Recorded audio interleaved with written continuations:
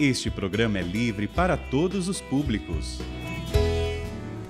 São Miguel Arcanjo, defendei-nos no combate, sede o nosso refúgio contra as maldades e as ciladas do demônio. Ordena-lhe Deus, instantemente o pedimos, e vós, príncipe da milícia celeste, pela virtude divina, precipitai no inferno a Satanás e a todos os espíritos malignos que andam pelo mundo para perderem as almas. Levanta-se Deus, por intercessão da bem-aventurada Virgem Maria, de São Miguel Arcanjo e de toda a milícia celeste, que sejam dispersos seus inimigos, fujam de sua face todos que vos odeiam. Que desça sobre você, sobre a sua atenção nessa manhã, sua mente. Você que acordou com a mente agitada, triste, receba essa libertação já em nome de Jesus. Que desça sobre a sua mente, sobre o seu coração, sobre as suas motivações nesse dia e permaneça para sempre, sobre o ambiente no qual você está, para que todo mal daí seja expulso. A bênção do Deus Todo-Poderoso, Pai, Filho e Espírito Santo. Amém. Senti de começar já com a bênção, desculpa, Paula. Eu que peço acostumar com o Márcio, né? Sim. Claro, que bom, já consagrando o seu ambiente, seu coração a Deus. Filho, nós vamos hoje, filha, ouvir essa passagem que é muito reveladora, muito forte, e vamos entender armas poderosíssimas que Deus quer nos dar para o nosso combate de cada dia. Números capítulo 12, versículos 1 a 13, é um pouquinho comprida a passagem, mas ela vai ser importante, por isso o padre vai lê-la toda. Maria e Arão falaram contra Moisés, porque tomaram uma mulher etíope. Disseram: acaso o Senhor falou só por meio de Moisés? Não falou também por meio de nós? E o Senhor ouviu. Ora, Moisés era um homem muito humilde, mais do que todos os homens sob a terra. De repente o Senhor disse a Moisés, Arão e Maria: ide vós três à tenda do encontro. E eles foram. O Senhor desceu na coluna de nuvem, parou à entrada da tenda, chamou a Arão e Maria, e ambos se apresentaram. Ele lhes disse: escutai minhas palavras. Só há entre vós um profeta do Senhor. Se há, entre vós um profeta do Senhor, eu me dou a conhecer a ele em visões e falo a ele em sonhos. O mesmo, porém, não acontece com meu servo Moisés. Ele é, em toda a minha casa, o homem de confiança. Com ele eu falo face a face, claramente e não em enigmas. A figura do Senhor ele contempla. Como, pois, vos atrevestes a falar contra o meu servo Moisés? Então inflamou-se contra eles a ira do Senhor, e ele foi embora. Assim que a nuvem se afastou da tenda, Maria ficou leprosa, branca como a neve. Arão olhou para ela e viu que estava coberta de lepra. Arão disse então a Moisés: ai, meu senhor, não nos faça pagar porque procedemos como tolos e pecamos, que ela não fique como um aborto que sai do ventre da mãe com a carne meio consumida. Então Moisés clamou ao Senhor dizendo: ó Deus, eu te rogo, cura-a. O Senhor respondeu a Moisés, não vou ler até o final, mas o Senhor respondeu e curou Maria, daquela lepra, daquela situação. O que essa passagem quer nos ensinar? Veja bem, a passagem é autoevidente, Arão e Maria, que eram ali, estavam junto com Moisés naquela missão de libertar o povo, mas Moisés era o libertador. Eles se impacientaram, eles se indignaram por situações, Às vezes eles estavam insatisfeitos com eles mesmos, com algumas coisas. Presta atenção, as pessoas que mais fofocam e falam mal, no fundo, elas estão insatisfeitas com elas mesmas, Com as suas situações de vida, com as suas realizações ou não realizações, As frustrações vão deixando as pessoas pesadas, insatisfeitas, e elas começam a falar mal dos outros, projetando nos outros aquilo que é azedo dentro de si, Então Arão e Maria começaram a falar mal de Moisés. Só que veja bem, o versículo 3 diz o seguinte, 2b e depois 3, e o Senhor ouviu. Ora, Moisés era um homem muito humilde, mais do que todos os homens da terra. Veja bem, a palavra diz, em outras traduções, diz que Moisés era humilde e que ele era fiel, O Senhor está dizendo, ele é mais humilde do que todos os homens da terra. E o que a gente aprende com isso? Que quando a gente, de fato, é humilde, serve a Deus com fidelidade e é humilde, Deus se levanta para combater por nós contra as línguas caluniosas, contra as línguas caluniadoras. Veja bem, Arão e Maria, repito, eles estavam falando mal de Moisés. Estavam talvez projetando neles a sua própria insatisfação. E olha, a gente tem que tomar cuidado, sobretudo dentro da igreja, sobretudo em grupos da igreja, sobretudo em comunidades. Como se a gente não perceber, a gente vive coletivamente a murmuração, a difamação e a reclamação, sabe? Porque a coisa que contamina é a tal da reclamação. Cuidado com o que você fala dos outros. Às vezes você está causando pessoas, gerando más reputações nas pessoas, sabe? Más reputações, porque infelizmente você anda falando das pessoas que você não sabe. Você anda difamando as pessoas sem saber, sabe? Então tem que tomar cuidado. Mas olha que coisa linda, quando a gente é humilde, Deus se levanta para nos defender. Quando a gente é humilde de verdade e é fiel, como eu disse, é outra tradução da Bíblia, eu estou com essa tradução aqui da CNBB justamente, mas tem outras traduções que diz assim, ele era humilde e fiel. O termo do hebraico poderia ser traduzido assim também, ou do grego na Bíblia dos 70, né? Humilde e fiel. Quando você é humilde, quando você é fiel, Deus se levanta para te defender das línguas caluniosas. E eu digo para você, infelizmente, línguas caluniosas sempre tereis. Quanto mais você começa a trabalhar para Deus ou fazer coisas boas, mais você vai ter línguas caluniosas. Mas o que você precisa ser é humilde diante de Deus. Você precisa ser fiel. E ai das línguas caluniadoras, porque o juízo vai ser implacável para pessoas que passaram a vida inteira caluniando os outros, falando mal, difamando sem ter certeza. Padre, mas eu estou vendo. Você está vendo tudo? Você tem certeza que o que você está falando é verdade? Se é verdade e você está falando, você está pecando contra a caridade. Mas se não é verdade, você está pecando contra o mandamento de não levantar falso testemunho. Você está difamando a pessoa. Moisés foi difamado. Mas o que Moisés fez para se defender? Nada. Ele não precisou se defender. Deus defende quem é humilde. Deus defende quem é humilde. Repito, Deus defende quem é humilde. A humildade é um escudo, gente.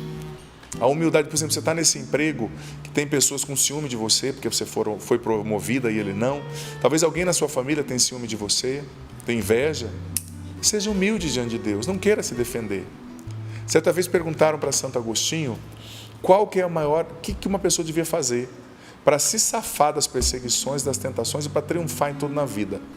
Santo Agostinho diz assim, ó, em primeiro lugar, eu recomendaria a humildade. Em segundo lugar, eu recomendaria a humildade. Em terceiro lugar, eu recomendaria a humildade, diz Santo Agostinho. Ou seja, a humildade não é ser bobo. A humildade é um escudo que te protege contra as investidas do demônio. E às vezes o demônio age usando pessoas inocentes, úteis. Pessoas que dão brecha, pessoas que não estão interessadas na santidade, pessoas que não estão lutando para vencer até os pecados veniais. Porque o cristão tem que lutar também contra o pecado venial. Não é assim, pecado venial está tudo bem. Não, não. Se você, se deixa usar pelo inimigo, você está sendo um servo dele para difamar os outros, né? Mas, dizia Santo Agostinho, seja humilde. Deus se levanta para combater pelos humildes. E veja bem, o que é humildade? Vamos entender, né? Eu vou traçar aqui alguns aspectos da humildade, né? Quais são aspectos importantes da humildade cristã? Em primeiro lugar, humildade tem a ver com verdade. Tem a ver com aceitação. Aceitar a verdade é uma questão de humildade. Tem gente que começa a beber, que começa a desenvolver patologias psicoclínicas, porque não aceita a verdade de quem é, da aparência que tem, do sobrenome que tem, da origem que tem, da cor que tem, daquilo que tem ou não tem. Então, humildade é se aceitar como um dom de Deus. Porque, olha, você pode não gostar de você, mas você é um dom de Deus. Você é uma boa notícia para esse mundo. Você é fruto do amor de Deus que quis que você nascesse. Nunca pense em tirar a sua própria vida, isso é um pecado, porque você é uma bênção. Deus quis que você nascesse, Ele gerou e formou você no ventre da sua mãe. Mas padre, que esse tamanho de nariz? Com esse tamanho de nariz. Padre, eu sou muito pequeno. Filho, filha, Para de ficar refém desse padrão que a moda, que a mídia impõe. Você é lindo, linda do jeito que Deus te fez. Você é uma bênção. Então, humildade, em primeiro lugar, tem a ver com verdade. A humildade é a verdade, dizia Santa Teresa, né? E São Francisco sempre falava, eu sou o que eu sou diante de Deus e nada mais. Então, humildade tem a ver com aceitação. Aceitar a vida, aceitar o que sai do nosso controle, aceitar os imprevistos. Como os imprevistos são um exercício de humildade para nós. Aceitar aquilo que não é do jeito que eu programei. Como a Val dizia no início, repetindo a frase de um dos programas, que eu não me recordo qual que foi, ela falou, aceitar as portas que se fecham, né? É duro quando uma porta se fecha, né? A gente tende a interpretar que o problema somos nós. Mas às vezes Deus está fechando aquela porta. Porque Ele está nos protegendo de algo que a gente não pode ver. Ele está nos protegendo de uma armadilha que a gente não consegue enxergar. Ia ser pior para nós, ia ser pior para a nossa saúde, ia ser pior para a nossa reputação, para a nossa vida. Então Ele fecha aquela porta. Dói, claro que dói. E Ele se compadece da nossa dor, porque a gente é humano, a gente vê tão pouco, né? A gente vê meio palmo à frente de si, olha lá. Mas se vê. Mas filho, filha, aceite a vida. Santo Afonso sempre dizia, eu preciso fazer o que Deus quer e querer o que Deus faz, né? Às vezes eu faço o que Deus quer, mas eu não quero o que Deus faz. Se Ele fez, se Ele permitiu, aceita. Se aconteceu isso, aceita. Talvez foi fruto de um pecado de uma outra pessoa que te feriu, que o teu marido que foi embora, mas aceita a tua verdade. É na verdade que Deus está. Isso é matéria de humildade, né? Outro aspecto da humildade fantástico. No livro Escola de Perfeição, na página 221, Santo Afonso dizia que humildade é nada dizer em próprio louvor, é não se recomendar, nem se elogiar.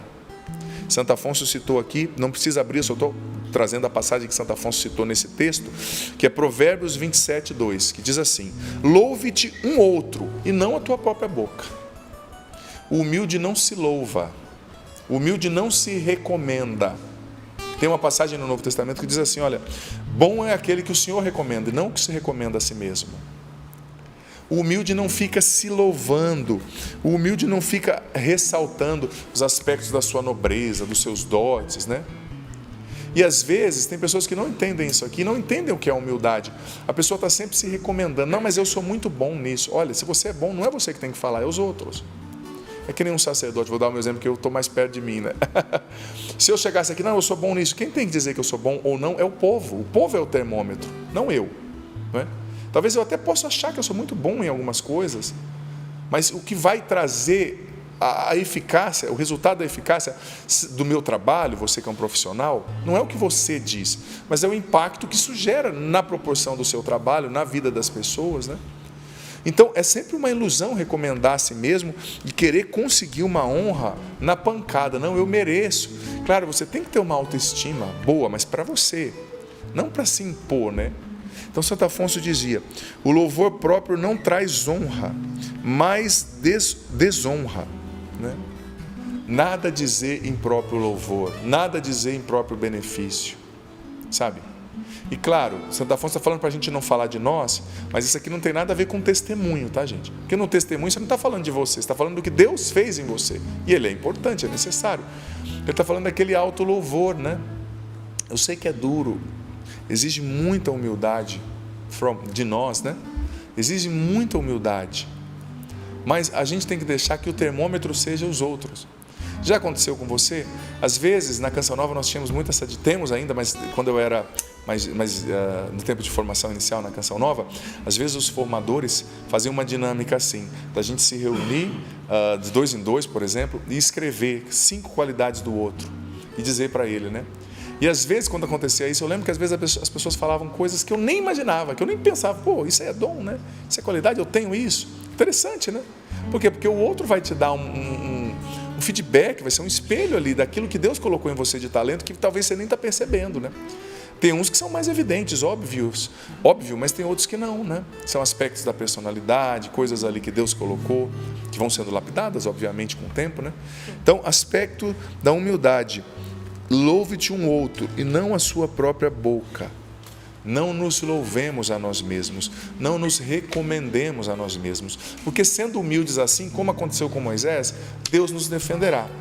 Sabe, a gente precisa entrar pela porta da humildade. Quem já foi a peregrinação em Israel teve a oportunidade de entrar pela porta da humildade na Basílica da Natividade em Belém, que é uma portinha pequenininha.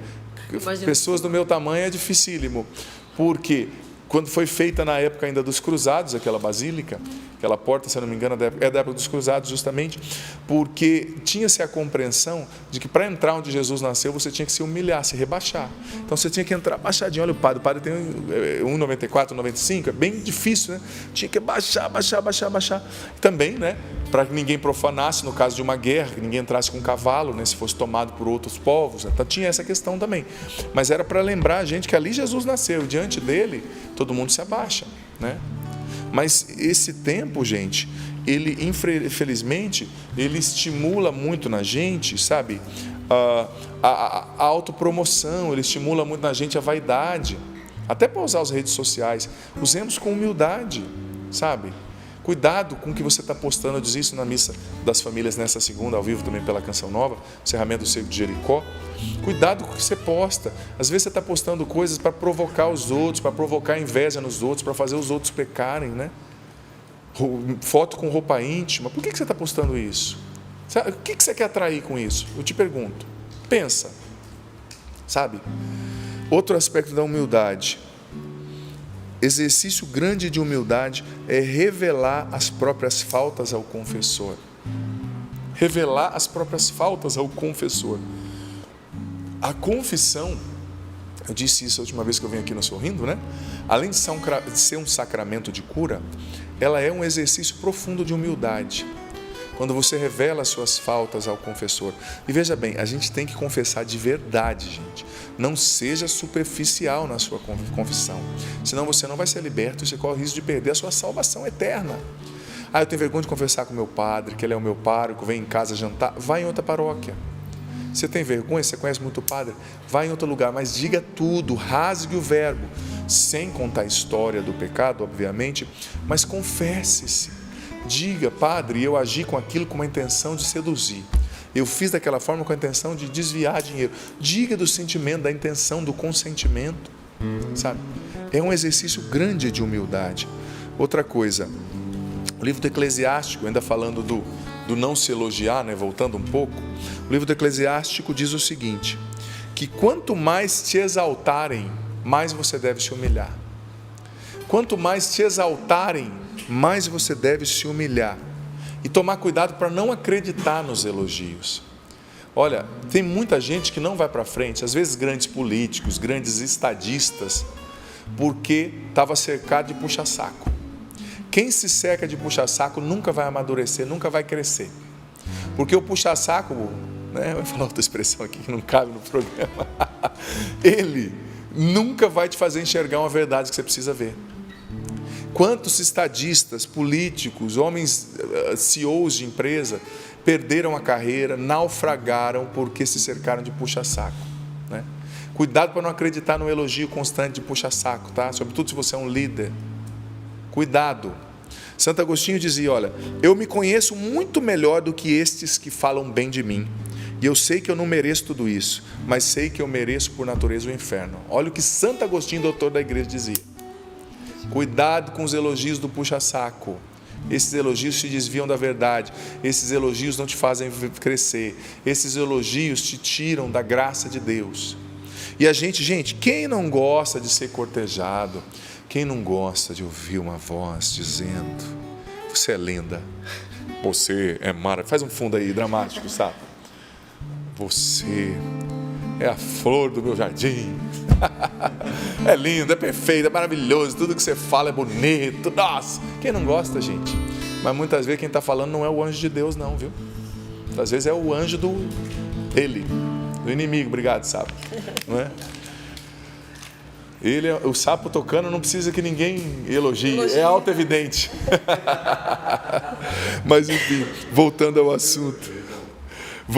assunto, cuidado com alguém que só te elogia. Amigo de verdade não é só aquele que fala que a gente quer ouvir, não. O que a gente quer ouvir, não. Eu tenho raiva de pessoas que toda homilia fala assim, nossa, padre, foi maravilhoso. Tem dia que não foi maravilhoso, eu sei. Eu não consegui preparar, eu estava cansado, eu cheguei de viagem. Tá? Talvez te tocou, eu respeito se te tocou, mas eu não acredito que foi maravilhoso todo dia, sabe? Também não é para detonar a gente, né? Ah, foi péssimo. Não manda mensagem assim, não, pelo amor de Deus. A gente já tem os nossos problemas, a gente já tem o nosso crivo interno, né, Paula? Ajuda aí. A gente já tem o nosso crivo interno, não é, irmãos? A gente percebe com facilidade, né? A gente tem irmãos que falam. Tem irmãos que falam a verdade, muito verdade. Né? Mas enfim, falam a verdade, olham com verdade, não me liam. Você olha se o irmão olha e fala, entendi, está na hora de parar. Brincadeira. Mas cuidado com aqueles, sabe, que te cortejam demais. Eles não te fazem crescer. Amigo de verdade fala não. Amigo de verdade fala o que não está legal. Amigo de verdade é aquele que fala, ó, essa roupa aí, ó, pelo amor de Deus, está ridículo. Sabe, é aquele que cuida de nós. Então, vivamos como Santo Agostinho. Eu me conheço, eu sei o que ele está falando. Padre Léo falava, olha, falam mal de mim, algumas coisas, mas se me conhecesse falariam muito mais. As pessoas não sabem a metade, aquele jeitão dele, né? E é verdade. Então cuidado para você não ser, sabe, intoxicado pelos elogios. Elogios são bons, mas no momento certo e na medida certa. São João da Cruz sempre dizia que a alma progride bem quando ela progride na escuridão. Ou seja, sem ninguém falar para ela dos seus progressos. Sem ninguém ficar elogiando. Deixa o progresso acontecer na escuridão, no sentido escuridão dos sentidos, né? Sem a consciência plena. Outra coisa, não inveje outro aspecto da humildade. Não inveje os que são mais honrados do que você. Porque os seus poucos dotes te dão a oportunidade de exercer a humildade, que é o caminho mais seguro para o céu, dizia Santo Afonso. Não inveje os que são mais honrados que você. Tem pessoas que são mais honradas que a gente, né? Talvez com justiça e talvez em alguns momentos não. Mas regozija-te, dizia Santo Afonso, nos teus poucos dotes, porque eles te dão a oportunidade de exercer a humildade, que é o caminho mais seguro para o céu. Olha só, caminho mais seguro, né? Outra coisa que eu lendo ontem esse tratado sobre a humildade me chamou muita atenção, que foi a frase que dizia que quem é muito louvado corre o risco de arrastar-se para o orgulho e assim perder as inspirações genuínas de Deus. Olha só, vou dar um exemplo nosso aqui, que é mais perto. Vamos supor que o Sapo e o André são músicos ótimos e começam a receber muitos elogios e receber muitas curtidas. Hoje em dia é tudo visualização, né? Muitas visualizações, tal. E eles começam a se encher de tal forma, o que não, graças a Deus eu os conheço, não acontece, mas estou dando exemplo.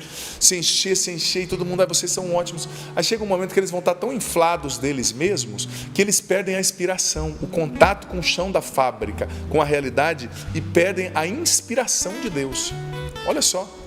Acontece com muitas bandas, por exemplo, seculares, né? Eu já vi uma banda vai e estoura. Por quê? Porque ela estava ouvindo o povo, fez uma música engraçada, fez uma música que falava dos dramas das pessoas. A história vende milhões, na época, né, de discos, CDs, hoje milhões de visualizações. Aí a pessoa perde o contato com a realidade, com o povo, com os fãs, se torna muito fresco, né? Aí compõe música que não pega depois, não vai. Por quê? Porque a pessoa perdeu a inspiração artística e nós, no nosso caso, como religiosos, como homens e mulheres de Deus, perdemos a inspiração de Deus. A falta de humildade nos causa desconexão com a genuína inspiração de Deus para cada realidade. Porque o que vai dar eficácia para o que você faz, amado, amada, é a inspiração de Deus, não são seus dotes somente. Talvez, vou dar o exemplo novamente dos irmãos aqui na música, talvez o André está lendo um tratado de Santo Atanásio, falando sobre a Eucaristia, e Deus inspira a ele para fazer uma música sobre aquela passagem da formiga que trabalha. E ele, não, isso é pouco. Mas talvez se ele segue a inspiração, compondo a música sobre aquela passagem da formiguinha, que não é preguiçosa, aquela música estoura, porque não é dele, é de Deus. E ele, não, eu estou fechado aqui, é o meu tratado. Não, pelo contrário. Quando você se enche de você, sabe, você perde a inspiração. E quem perde a inspiração não cresce. Não cresce. Sabe? Outra coisa, a gente precisa exercer a humildade em dois aspectos.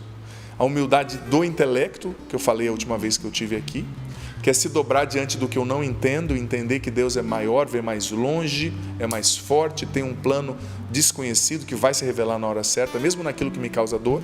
Humildade do intelecto. E depois a humildade da vontade. O que é a humildade da vontade? Aceitar não, aceitar correção. Gente, nós estamos num tempo que no qual nós somos profundamente viciados no instantâneo, no bem-estar. Nós somos filhos desse tempo e somos a geração do bem-estar. Tudo tem que ser rápido, fácil, do jeito que eu quero, on demand, né? Tudo. Só que no reino de Deus não funciona assim. Humildade da vontade é aceitar os nãos, os imprevistos, as pessoas que não dão o que eu quero, o que eu espero. Porque é difícil, mas eu digo para você, como se você é uma autoridade, como eu já fui muitas vezes numa comunidade como a Canção Nova, ou em qualquer empresa, né? Qualquer repartição pública, você é ótimo, as pessoas te amam. O dia que você tem que dizer não para uma pessoa, a pessoa te vê como um diabo pro resto da eternidade. Mas só porque eu não fiz a tua vontade, né? E a liberdade de dizer sim a Deus e não a si mesmo, e o negar a si mesmo para carregar a cruz, né? Então, a humildade da vontade, gente, é entender que nem sempre a minha vontade vai ser aceita, atendida, né? Dói, obviamente, né? Mas veja bem, quem não é humilde para escutar correção, nunca vai crescer de verdade. Quem não é humilde para escutar correção, nunca vai crescer de verdade. Olha, nós, sobretudo, brasileiros, é um dado cultural, nós somos muito sensíveis com correção. Esses dias eu fui numa paróquia, o padre me falando, né, que a pessoa leu muito mal, trocou o nome, era livro do Deuteronômio, eu estou brincando, né? Falou livro do Doutor Antônio, né? Eu estou exagerando. Mas sim, coisas assim, desse nível. Aí acabou a missa, o padre corrigiu a pessoa, você tem que ler melhor, ler antes. A pessoa deixou de ir na paróquia, até a 5ª geração não ia mais na paróquia. Aí perguntaram para a pessoa, por que você não vai na paróquia? Porque o padre me corrigiu. Mas você leu bem? Não. O padre tem que te corrigir, filha. Mas é uma sensibilidade. Agradece, louve a quem tem a coragem de te corrigir, porque essa pessoa te leva para o céu, essa pessoa te leva para a verdade. Às vezes nós estamos cegos, gente. Nós não estamos vendo que nós estamos caminhando para o inferno com escolhas que estamos fazendo. E louvado seja Deus que envia anjos para nos corrigir, falar, não é por aqui. O caminho que você escolheu para o seu ministério, para o seu sacerdócio, não é por aí. Hoje você não vê, mas lá no final vai te levar para um lugar muito ruim. Volta. Eu louvo a Deus, e na Canção Nova eu amo meus irmãos e amo o nosso carisma, porque a gente vive essa correção fraterna e é tão bonito, né? Tão bonito quando o irmão diz para você, com palavras ou de outras formas, olha, não é por aí, né? É tão bonito isso, porque é um termômetro. Eu sou feliz de ser de uma comunidade, com todo respeito, mas se eu estivesse talvez sozinho numa paróquia, para mim não seria tão salutar como é aqui, eu tendo irmãos, eu tendo uma comunidade que me ajuda, né? As minhas irmãs aqui, os meus irmãos, os outros sacerdotes, né? E hoje eu trabalho aqui na formação dos padres em Cachoeira, também tentando realizar esse ofício de, sabe, ajudar um ao outro, nós vamos nos ajudando, né? Enfim, Santa Teresa dizia que quem não se justifica diante de uma correção e a sabe acolher, ganha muito mais com isso do que se ouvisse 10 grandes e ungidas pregações. Quando você escuta uma correção sem se justificar e acolhe, você ganha muito mais com isso do que se você estivesse ouvindo 10 pregações ungidas, né? Olha só, humildade é aceitar, gente, a correção, e é também aceitar com serenidade a cruz, as palavras duras, as ofensas. Como o nardo, você vê que o nardo, que era uma flor aromática, né, odorífica, ele era muito elogiado na Bíblia, nos Salmos, né? Mas você sabia que o nardo puro, ele só exalava o seu odor gostoso, o seu perfume, quando ele era ferido, quando ele era atacado, quando ele era moído, sabe? Então, muitas vezes a gente tem que ter humildade para aceitar a cruz, a repreensão, a incompreensão, sabe? Porque essa cruz vai fazer a gente exalar o bom perfume de Cristo, que vai tocar verdadeiramente as pessoas, né? E saiba de uma coisa, Deus confiava em Moisés, defendia Moisés. Por quê? Porque ele era humilde. Deus não vai confiar em quem não é humilde. Quem não é humilde não é de confiança. Deus não vai confiar grandes coisas a você e a mim enquanto nós não formos humildes de alma, de verdade. Porque o humilde, o orgulhoso, o não humilde, ele é sempre um traidor. O orgulhoso é um traidor. Deus exalta a pessoa, confia coisas, ela vai, se desvia, rouba a glória de Deus, se desvia e pega tudo em benefício próprio, né? Quem não é humilde não é de confiança. Quem não é humilde não é de confiança. Deus só confia grandes coisas para pessoas que aprenderam a ser humildes. E se no exercício da humildade elas recebem grandes coisas e se desviam, presta atenção. Deus pouco a pouco, com caridade, vai tirando essas pessoas de cena, vai tirando essas pessoas do palco, sabe? Com muita caridade, com muito amor, como Ele sempre faz, mas Ele tira. Porque só os humildes podem exercer a obra de Deus. Só os humildes podem ser exaltados de verdade. Não é uma exaltação política, que é fruto de conchavo, mas é algo consistente. Deus exalta os humildes e Ele humilha os orgulhosos, os soberbos, né? Ao que eu te faço uma pergunta, encerrando, amado filho, amada filha. Você é de confiança? Eu sou de confiança? Deus pode confiar em você? Deus só vai confiar na gente quando a gente for humilde, de verdade.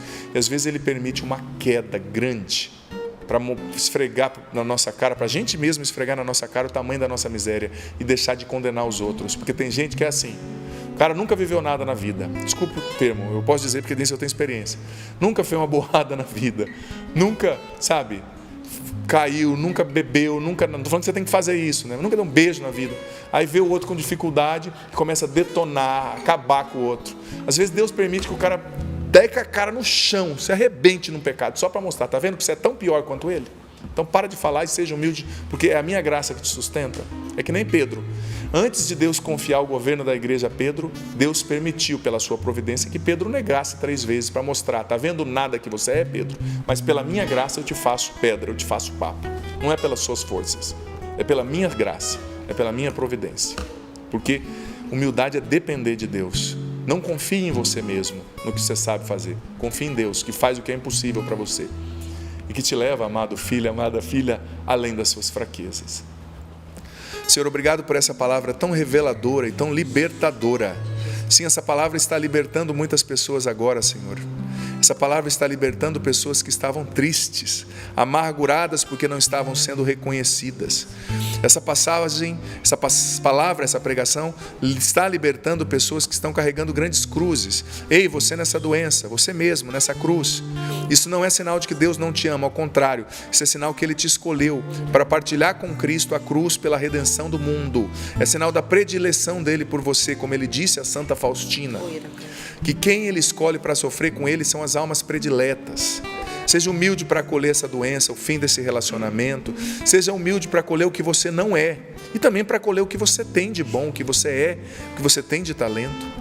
Obrigado, Senhor, pelo Teu Espírito que está sendo derramado. Obrigado porque o Senhor está tocando uma pessoa. Agora a imagem que o Senhor me dava era de uma pessoa caindo num buraco, como se fosse cheio de lodo, sujo, e ela estendia a mão, Jesus vinha, pegava e levantava essa pessoa. Uma pessoa que você está numa depressão profunda e você tinha planejado hoje tirar a sua própria vida, é uma mulher. Você tem 38 anos. Hoje você tinha planejado tirar a sua própria vida, filha. Mas o Senhor está tirando você desse buraco. Ele te quer viva. Tenha humildade para acolher até a depressão. Isso vai passar em nome de Jesus. Mas você precisa fazer a sua parte. Você precisa sair dessa cama. O Senhor está tocando um homem. Você é o gerente de uma pequena empresa. Você trabalha com aço. Placas como que laminadas de aço. E você está sofrendo muita humilhação por parte de um funcionário e por parte do geral, patrão geral. O Senhor está te dizendo, permanece fiel e humilde, que eu vou te exaltar ainda nessa empresa. Eu vou te exaltar. Vem, Espírito Santo, batiza e enche agora cada um de nós. Nos dá o entendimento do que ouvimos e nos dá um coração humilde, manso, de verdade, Espírito Santo. Nos faça depender de Deus, nos liberta do orgulho, da vaidade, da necessidade de sermos reconhecidos. Vem, Espírito de Deus, tu és bem-vindo aqui. Confirma essa oração do Padre Adriano, a pessoa sentada na calçada, cabeça baixa e com um sentimento de solidão. E agora você caminha e ao seu lado é o Senhor. O Senhor que caminha contigo. Você não, todo esse espírito de solidão, em nome de Jesus, agora está saindo da sua vida. Você aceita esse tempo novo. Você aceita caminhar com Jesus e Ele caminha ao seu lado. Obrigada, Senhor, pelas direções que o Senhor está trazendo nessa manhã, para tantas pessoas que nessa manhã acordaram precisando de uma direção. Vamos continuar. O André vai cantar para nós. Você permita que o Espírito Santo vá soprando na sua mente, porque não é à toa que você ligou o Sorrindo para a Vida. Não é à toa que você veio buscar a direção de Deus. O Senhor segue falando conosco nessa manhã. A imagem que me vem é de um coração envolvido, como que se fosse com uma carapuça, uma casca, uma coisa nesse sentido que tem feito com que você não toque nos benefícios da humildade, porque o teu coração está envolvido de orgulho. E o Senhor quer quebrar esse orgulho hoje, para que você possa receber os benefícios de um coração humilde, amigo de nosso Senhor. Mas para isso você precisa querer, para isso você precisa permitir, para isso você precisa ser dócil à vontade do Senhor agora. Deixa Ele quebrar o teu coração. Lava purifica, me restaura e de novo serás o nosso Deus e nós seremos o teu povo. Derrama sobre nós a água do amor, o Espírito de Deus, nosso Senhor. Confia na ação do Senhor na sua vida. Jesus,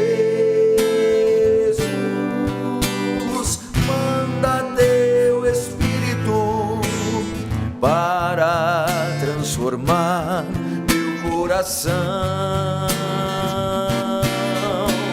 Jesus, manda teu Espírito para transformar meu coração.